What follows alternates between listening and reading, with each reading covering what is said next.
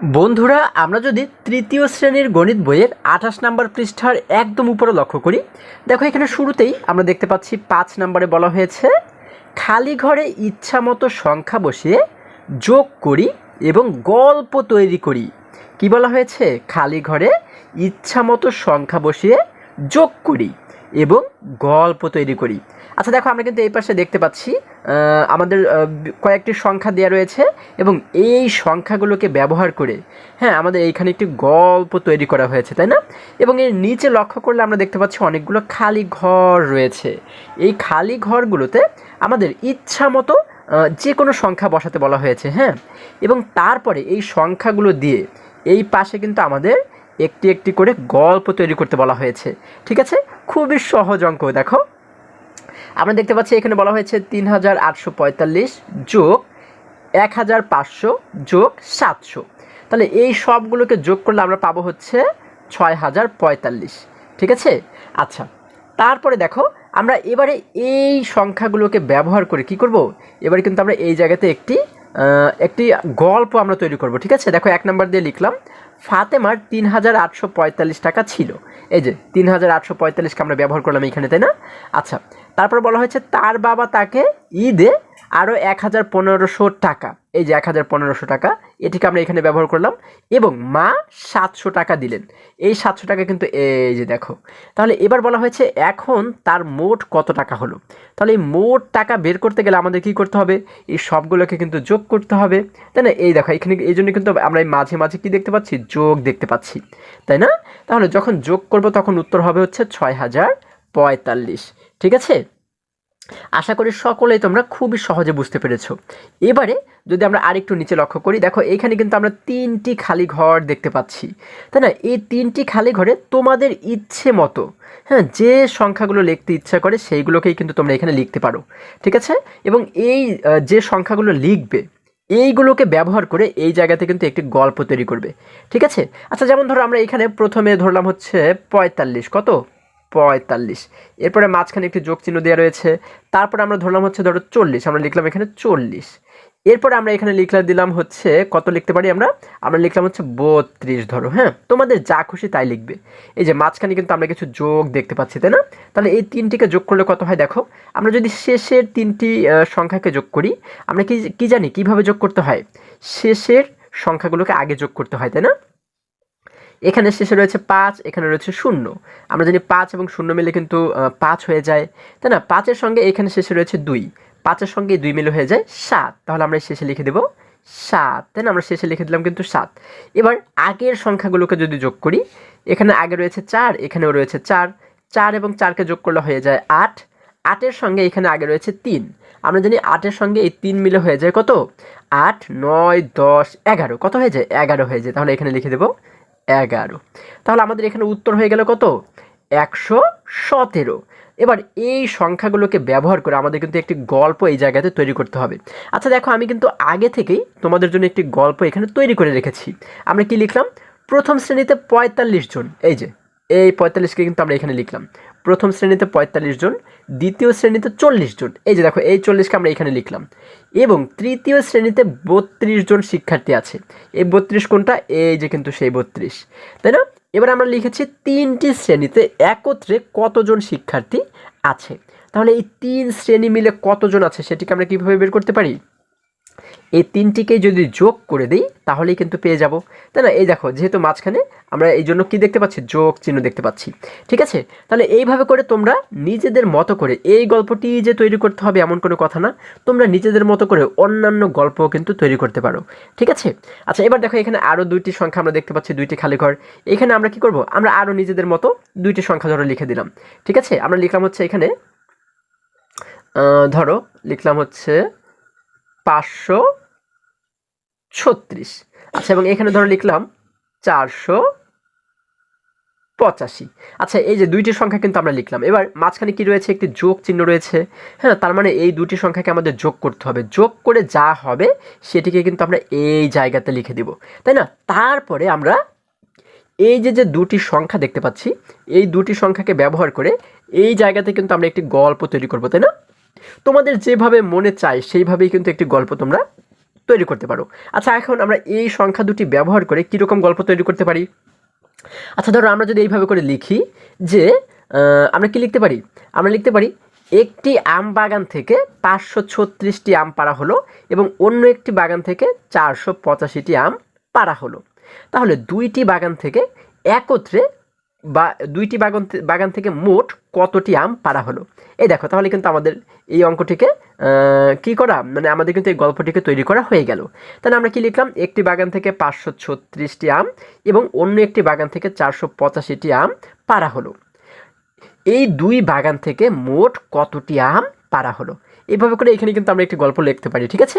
আচ্ছা, তারপরে দেখো এখানে আরও একটি আমরা কিন্তু অঙ্ক দেখতে পাচ্ছি, মানে এখানে কিন্তু আরও খালি ঘর রয়েছে, তাই না? এখানে খালি ঘর রয়েছে 3টি। তাহলে এই 3টিকে আমরা কীভাবে পূরণ করতে পারি? তোমাদের যেটি খুশি সেটি লিখতে পারো।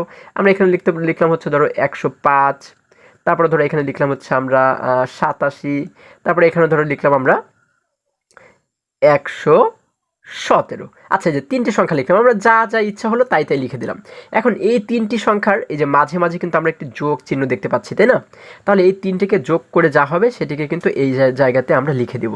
হ্যাঁ, এখন এই 3টি সংখ্যা ব্যবহার করে আমরা যদি এবার একটি গল্প এখানে তৈরি করি, আমরা কিভাবে তৈরি করতে পারি?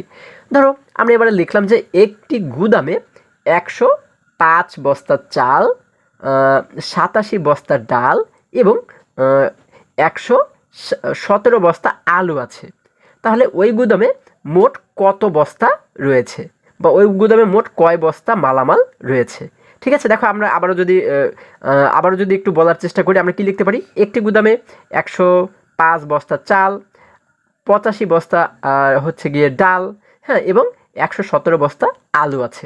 তাহলে ওই গুদামে মোট কত বস্তা মালামাল রয়েছে? তাহলেই কিন্তু দেখো আমাদের গল্পটি তৈরি করা হয়ে গেল। এইভাবে করে তোমরা তোমাদের মতো করে গল্প তৈরি করবে, ঠিক আছে?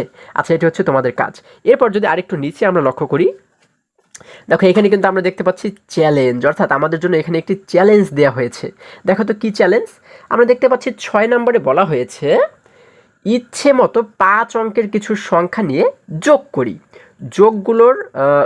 যেগুলোর যোগফল কত? এখানে আমরা দেখতে পাচ্ছি 1 লক্ষ। দেখো, একক, দশক, শতক, হাজার, অযুত, লক্ষ। তাহলে যেগুলোর যোগফল 1 লক্ষ। আমাদের বলা হয়েছে কি ইচ্ছে মতো 5 অঙ্কের কিছু সংখ্যা নিয়ে। হ্যাঁ, আমরা এইখানে কয়টি ঘর দেখতে পাচ্ছি? 1টি, 2টি, 3টি, 4টি, 5টি। তাহলে 5 অঙ্কের যে কোনো ইচ্ছে মতো সংখ্যা আমরা নিব। তারপরে এইখানেও কিন্তু আমরা ইচ্ছে মতো সংখ্যা নিব, তাই না? ইচ্ছে মতো সংখ্যা নিয়ে আমাদের কি করতে বলা হয়েছে? এমন সংখ্যা এখানে নিতে বলা হয়েছে যেন এই দুটি সংখ্যাকে যোগ করলে আমাদের যোগফল হয় কত? 1 লক্ষ। আমাদের এই দুটি সংখ্যাকে যোগ করে কিন্তু 1 লক্ষ বানাতে হবে। এই যে নিচে কিন্তু আমরা 1 লক্ষ দেখতে পাচ্ছি, তাই না?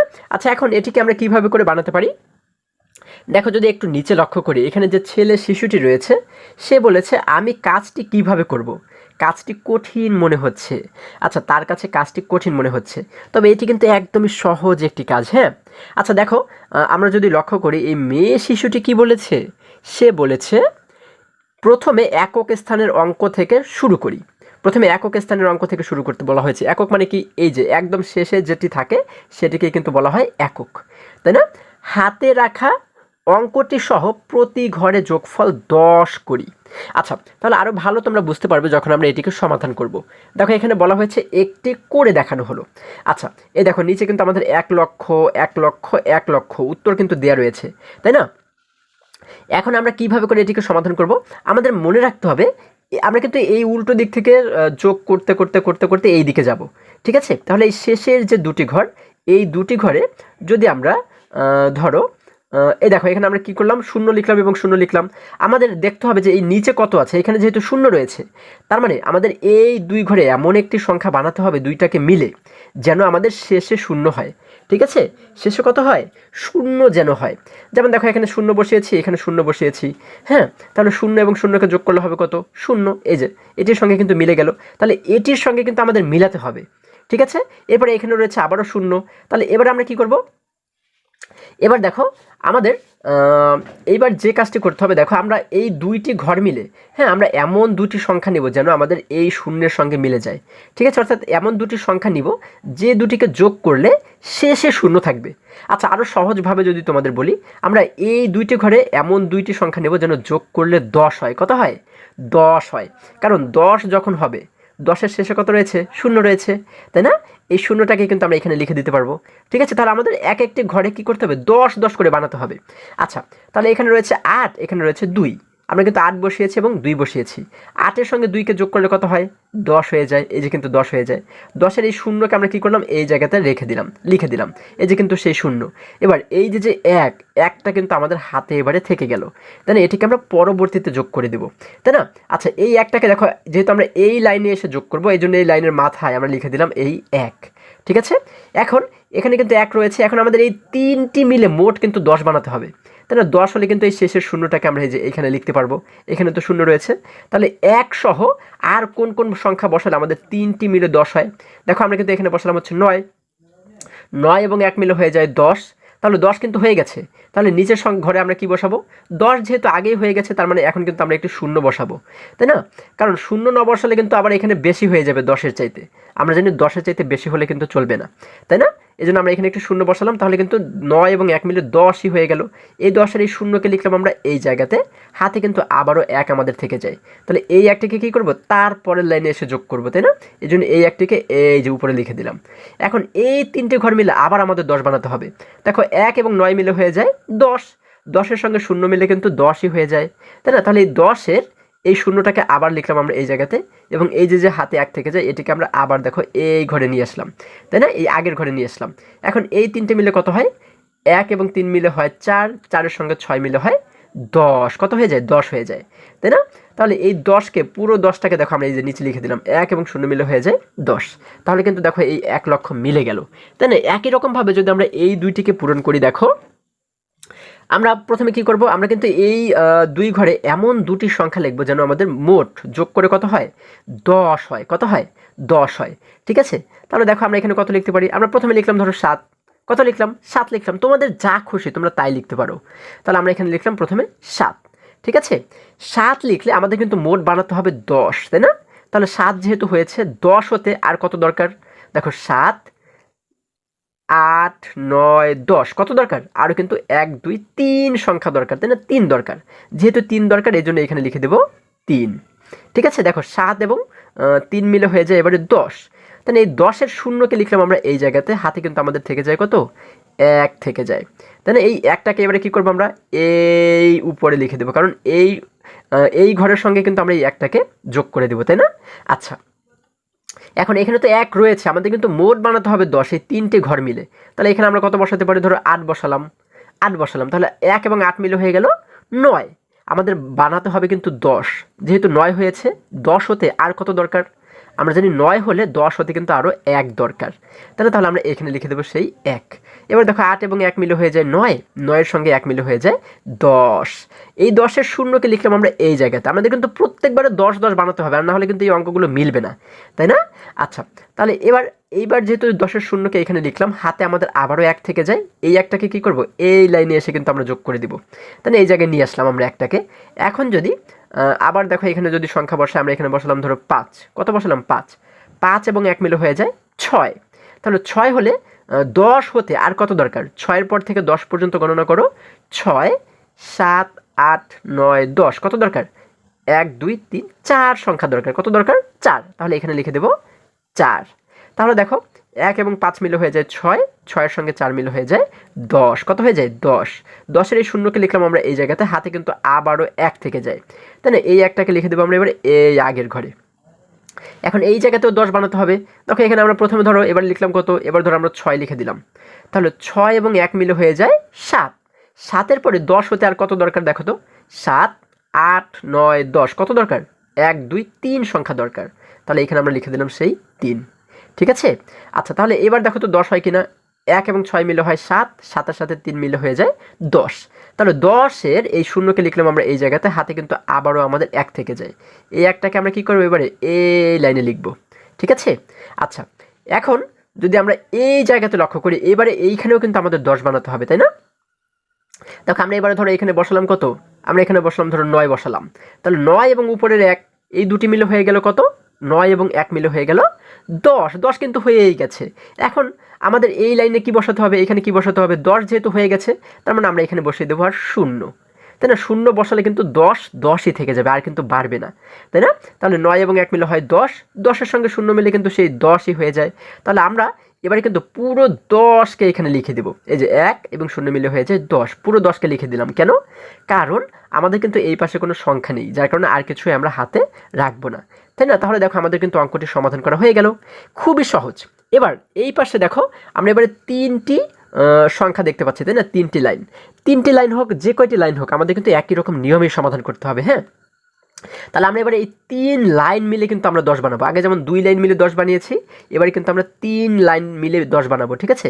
এখন এটিকে কিন্তু খুবই সহজে আমরা সমাধান করতে পারি, একটি নিয়ম আছে। সেটা হচ্ছে কি, ধরো আমরা এইখানে একটি শূন্য দিলাম, শূন্য দিলাম, শূন্য দিলাম। আমাদের যেহেতু এই পাশে শূন্য দরকার, তাই না? এখানে যেহেতু শূন্য রয়েছে উত্তরে, 3টি শূন্য আমরা এখানে দিয়ে দিলাম। তাহলে 3টি শূন্য দিলে শূন্য শূন্য শূন্যকে যোগ করলে হয় শূন্য। আবার ধরো এখানে আরও শূন্য দিলাম, শূন্য শূন্য শূন্য, আবারও শূন্য শূন্য দিলে এখানে কিন্তু এই শূন্যের সঙ্গে মিলে যায়। আবারও আমরা শূন্য শূন্য শূন্য দিলাম। হ্যাঁ, তাহলে কিন্তু এই 3টি শূন্য মিলে কিন্তু আবারও এই শূন্যের সঙ্গে মিলে গেল, তাই না? আচ্ছা, এইভাবে করে আমরা কিন্তু কয়েকটি ঘরে শূন্য দিয়ে আমরা কিন্তু কয়েকটি সংখ্যা কী করতে পারি, তাড়াতাড়ি কিন্তু সমাধান করতে পারি, তাই না? আচ্ছা, এবার এইখানে আর শূন্য দেওয়া যাবে না। হ্যাঁ, বেশি শূন্য দিলে কিন্তু আবার পরে গিয়ে কিন্তু আমাদের না মিলে। আচ্ছা, এই জন্য আমরা কী করব, এবার এই ঘরে কিন্তু আমাদের 10 বানাতে হবে, ঠিক আছে? তাহলে এই 3টে ঘর মিলে যদি আমরা 10 বানাই, দেখো আমরা কি জানি, আমরা জানি হচ্ছে, ধরো প্রথম আমরা এখানে লিখলাম হচ্ছে 6 লিখলাম, কত 6, 6-এর সঙ্গে এখানে লিখলাম আমরা আরও 2, তাহলে 6 এবং 2কে যোগ করলে হয়ে যায় 8। 8-এর সঙ্গে 10 হতে আর কত দরকার, 8-এর পর থেকে গণনা করো, 8 9 10, কত দরকার, 1 2, 2 সংখ্যা দরকার। তাহলে এইখানেও কিন্তু আমরা লিখে দেবো 2। দেখো 6 এবং 2 মিলে হয়ে যায় 8, 8-এর সঙ্গে আরও 2 মিলে হয়ে যায় 10, তাহলে পাচ্ছি কত, 10 পাচ্ছি। 10-এর এই শূন্যকে আমরা লিখে দিলাম, এই যে দেখো হাতে কিন্তু আমাদের 1 থেকে যায়, তাই না? এই 1টাকে আমরা এবারে এই জায়গাতে এই ঘরের সঙ্গে কিন্তু যোগ করবো, এই জন্য উপরে লিখে দিলাম 1। এবার এই সব কয়টি মিলে কিন্তু আমাদের 10 বানাতে হবে।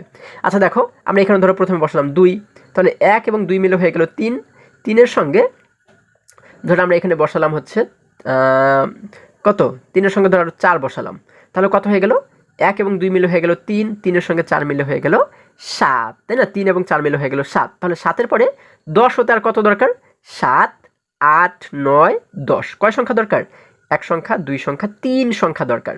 তাহলে আমরা এখানে লিখে দিলাম সেই 3, ঠিক আছে? আচ্ছা, এবার দেখো 1 এবং 2 মিলে হয়ে যায় 3, 3-এর সঙ্গে 4 মিলে হয়ে যায় 7, 7-এর সঙ্গে এই 3 মিলে কিন্তু হয়ে যায় 10, কত হয়ে যায়, 10 হয়ে যায়। তাহলে আমরা পুরো 10কে এখানে লিখে দিলাম, 1 এবং 0 মিলে হয়ে গেল 10, ঠিক আছে? তাহলে কিন্তু দেখো এটির সঙ্গে মিলে গেল। এইভাবে করে কিন্তু তোমরা অন্যান্য সংখ্যা বসিয়েও এই অঙ্কগুলো সমাধান করতে পারো, ঠিক আছে? আচ্ছা, এবার যদি আর একটু নিচে লক্ষ্য করি, এখানে 7 নম্বরে বলা হয়েছে সংখ্যা কার্ড দিয়ে জোড়ায় জোড়ায় খেলি। আচ্ছা, এবার আমাদের একটি খেলার কথা বলা হয়েছে, তোমরা কিন্তু এটিকে নিজেদের মতো করে খেলবে। হ্যাঁ, বলা হয়েছে 6টি 4 অঙ্কের সংখ্যা কার্ড থেকে। আচ্ছা, 6টি তোমাদের সংখ্যা কার্ড তৈরি করতে বলা হয়েছে, এবং একটি সংখ্যা কয় অঙ্কের হবে, 4 অঙ্কের বলা হয়েছে। 4 অঙ্কের সংখ্যা, 4 অঙ্ক মানে কি, যেমন 7 কিন্তু একটি অঙ্ক, 6 একটি অঙ্ক, 1 একটি অঙ্ক, 3 একটি অঙ্ক, তাই না? এগুলো কি এক একটি অঙ্ক। তাহলে এখানে মোট কয়টি অঙ্ক হলো, 1টি 2টি 3টি 4টি, এই যে 4টি অঙ্ক হয়ে গেল।